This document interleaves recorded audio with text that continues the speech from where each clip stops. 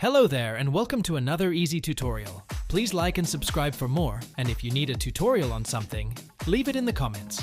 In today's tutorial, I will be showing you how to save disk space using Steam Storage Manager. Start by opening up Steam. Next, click on Steam in the top left corner and choose Settings. After that, click on Storage. Here you can see what you have stored on your C and D drive. You can also add another drive like an external drive. The games are ranked from biggest storage use to the lowest. If you select the game, you can uninstall them or move them to another drive. As you can see, I save a lot by deleting Call of Duty, a game that I don't play anymore.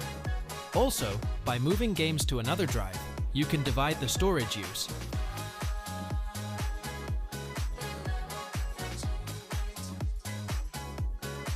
It's also possible to browse, repair, rename, or remove your Steam storage folder from here.